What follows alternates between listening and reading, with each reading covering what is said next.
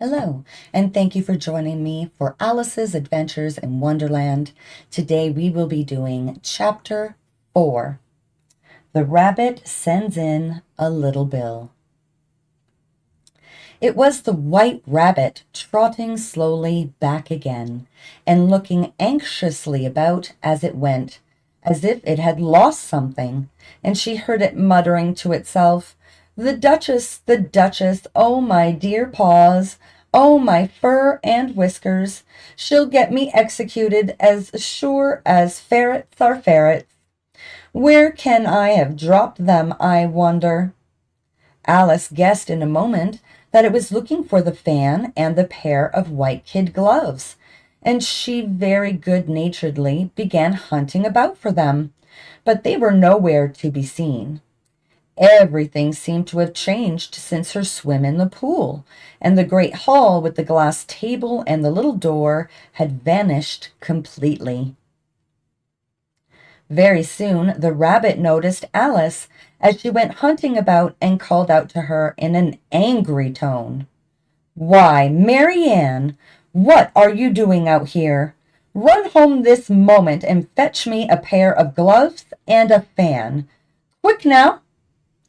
And Alice was so much frightened that she ran off at once in the direction it pointed to, without trying to explain the mistake it had made. "He took me for his housemaid," she said to herself as she ran. "How surprised he'll be when he finds out who I am. But I'd better take him his fan and gloves. That is, if I can find them."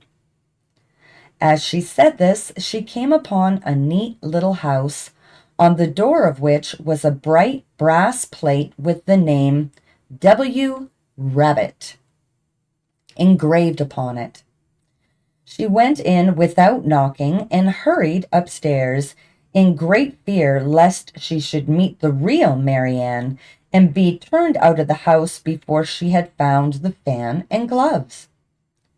"How queer it seems," Alice said to herself, "to be going messages for a rabbit. I suppose Dinah'll be sending me on messages next." And she began fancying the sort of thing that would happen. "Miss Alice, come here directly and get ready for your walk." "Coming in a minute, nurse. But I've got to watch this mouse hole till Dinah comes back and see that the mouse doesn't get out." "Only I don't think," Alice went on, "that they'd let Dinah stop in the house if it began ordering people about like that." By this time she had found her way into a tidy little room with a table in the window, and on it, as she had hoped, a fan and 2 or 3 pairs of tiny white kid gloves. She took up the fan and a pair of the gloves and was just going to leave the room when her eye fell upon a little bottle that stood near the looking-glass. There was no label this time with the words "Drink me," but nevertheless she uncorked it and put it to her lips. "I know something interesting is sure to happen," she said to herself, "whenever I eat or drink anything, so I'll just see what this bottle does. I do hope it'll make me grow large again, for really I'm quite tired of being such a tiny little thing." It did so indeed, and much sooner than she had expected. Before she had drunk half the bottle, she found her head pressing against the ceiling and had to stoop to save her neck from being broken. She hastily put the bottle down, saying to herself, "That's quite enough. I hope I shan't grow any more. As it is, I can't get out that door. I do wish I hadn't drunk quite so much." Alas, it was too late to wish that. She went on growing and very soon had to kneel down on the floor. In another minute there was not even room for this, and she tried the effect of lying down with one elbow against the door and the other arm curled round her head. Still she went on growing, and, as a last resource, she put one arm out of the window and one foot up the chimney, and said to herself, "Now I can do no more. Whatever happens, what will become of me?" Luckily for Alice, the little magic bottle had now had its full effect, and she grew no larger. Still, it was very uncomfortable, and as there seemed to be no sort of chance of her ever getting out of that room again, no wonder she felt unhappy. It was much pleasanter at home, thought poor Alice, when one wasn't always growing larger and smaller and being ordered about by mice and rabbits.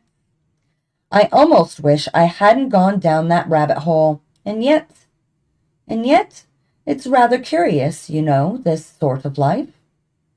I do wonder what can have happened to me. When I used to read fairy tales, I fancied that kind of thing never happened, and now here I am in the middle of one. There ought to be a book written about me, that there ought, and when I grow up, I'll write one. But I'm grown up now, she added in a sorrowful tone. At least there's no room to grow up any more here. But then, thought Alice, shall I never get any older than I am now? That'd be a comfort, one way, never to be an old woman. But then, always to have lessons to learn? Oh, I shouldn't like that. Oh, you foolish Alice, she answered herself. How can you learn lessons in here? Why, there's hardly room for you, and no room at all for any lesson books. And so she went on, taking first one side and then the other, and making quite a conversation of it altogether. But after a few minutes she heard a voice outside and stopped to listen. "Marianne, Marianne," said the voice, "fetch me my gloves this moment." Then came a little pattering of feet on the stairs. Alice knew it was the rabbit coming to look for her, and she trembled till she shook the house, quite forgetting that she was now about 1,000 times as large as the rabbit, and had no reason to be afraid of it. Presently the rabbit came up to the door and tried to open it, but as the door opened inwards and Alice's elbow was pressed hard against it, that attempt proved a failure. Alice heard it say to itself, "Then I'll go around and get in at the window." That you won't, thought Alice, and after waiting till she fancied she heard the rabbit just under the window, she suddenly spread out her hand and made a snatch in the air. She did not get a hold of anything, but she heard a little shriek and a fall and a crash of broken glass, from which she concluded that it was just possible it had fallen into a cucumber frame or something of the sort. Next came an angry voice, the rabbit. "Pat, pat, where are you?" And then a voice she had never heard before. "Sure then, I'm here, digging for apples, your honor." "Digging for apples, indeed," said the rabbit angrily. "Here, come and help me out of this." Sounds of more broken glass. "Now tell me, Pat, what's that in the window?" "Sure, it's an arm, your honor." He pronounced it arm. "An arm, you goose! Who ever saw one that size? Why, it fills the whole window." "Sure it does, your honor, but it's an arm for all that." "Well, it's got no business there, at any rate. Go and take it away." There was a long silence after this, and Alice could only hear whispers now and then, such as, "Sure, I don't like it, your honor, at all, at all." "Do as I tell you, you coward." And at last she spread out her hand again and made another snatch in the air. This time there were 2 little shrieks and more sounds of broken glass. "What a number of cucumber frames there must be," thought Alice. "I wonder what they'll do next. As for pulling me out of the window, I only wish they could. I'm sure I don't want to stay in here any longer." She waited for some time without hearing anything more. At last came a rumbling of little cartwheels and the sound of a good many voices all talking together. She made out the words, "Where's the other ladder?" "Why, I hadn't to bring but one. Bill's got the other." "Bill, fetch it here, lad." "Here, put 'em up at this corner." "No, tie 'em together first. They don't reach half high enough yet." "Oh, they'll do well enough. Don't be particular. Here, Bill, catch a hold of this rope. Will the roof bear? Mind that loose slate. Oh, it's coming down. Heads below!" A loud crash. Now who did that? It was Bill, I fancy. Who's to go down the chimney? "Nay, I shan't." "You do it." "That I won't, then. Bill's got to go down here." "Here, Bill, the master says you've got to go down the chimney." "Oh, so Bill's got to come down the chimney, has he?" said Alice to herself. "Why, they seem to put everything upon Bill. I wouldn't be in Bill's place for a good deal. This fireplace is narrow, to be sure, but I think I can kick a little." She drew her foot as far down the chimney as she could and waited till she heard a little animal. She couldn't guess of what sort it was, scratching and scrambling about in the chimney close above her. Then saying to herself, "This is Bill," she gave one sharp kick and waited to see what would happen next. The first thing she heard was a general chorus of, "There goes Bill!" Then the rabbit's voice alone, "Catch him, you, by the hedge!" Then silence. Then another confusion of voices. "Hold up his head. Brandy now. Don't choke him. How was it, old fellow? What happened to you? Tell us all about it."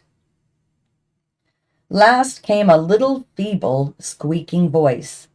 "That's Bill," thought Alice. "Well, I hardly know." "No more, thank ye. I'm better now, but I'm a deal too flustered to tell you. All I know is something comes at me like a jack-in-the-box, and up I goes like a skyrocket." "So you did, old fellow," said the others. "We must burn the house down," said the rabbit's voice, and Alice called out as loud as she could, "If you do, I'll set Dinah at you." There was a dead silence instantly, and Alice thought to herself, "I wonder what they will do next. If they had any sense, they'd take the roof off." After a minute or two, they began moving about again, and Alice heard the rabbit say, "A barrowful will do to begin with." A barrowful of what? Thought Alice. But she had not long to doubt, for the next moment a shower of little pebbles came rattling in at the window, and some of them hit her in the face. "I'll put a stop to this," she said to herself, and shouted out, "You'd better not do that again," which produced another dead silence. Alice noticed with some surprise that the pebbles were all turning into little cakes as they lay on the floor, and a bright idea came into her head. "If I eat one of these cakes," she thought, "it is sure to make some change in my size, and as it possibly can't make me larger, it must make me smaller, I suppose."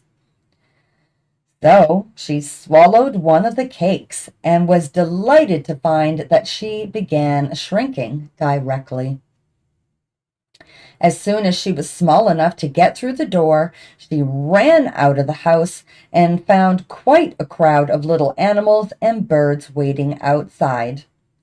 The poor little lizard was in the middle, being held up by two guinea pigs who were giving it something out of a bottle.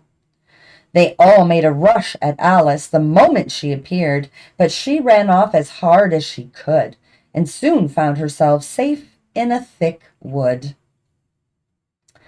"The first thing I've got to do," said Alice to herself as she wandered about in the wood, "is to grow to my right size again. And the second thing is to find my way into that lovely garden. I think that will be the best plan." It sounded an excellent plan, no doubt, and very neatly and simply arranged. The only difficulty was that she had not the smallest idea how to set about it, and while she was peering about anxiously among the trees, a little sharp bark just over her head made her look up in a great hurry. An enormous puppy was looking down at her with large, round eyes and feebly stretching out one paw, trying to touch her. "Poor little thing," said Alice in a coaxing tone, and she tried hard to whistle at it, but she was terribly frightened all the time at the thought that it might be hungry, in which case it would be very likely to eat her up in spite of all of her coaxing. Hardly knowing what she did, she picked up a little bit of a stick and held it out to the puppy, whereupon the puppy jumped into the air off all its feet at once with a yelp of delight and rushed at the stick and made believe to worry it when Alice dodged behind a great thistle to keep herself from being run over. And the moment she appeared on the other side, the puppy made another rush at the stick and tumbled head over heels in its hurry to get a hold of it. Then Alice, thinking it was very like having a game of play with a cart horse and expecting every moment to be trampled under its feet, ran round the thistle again.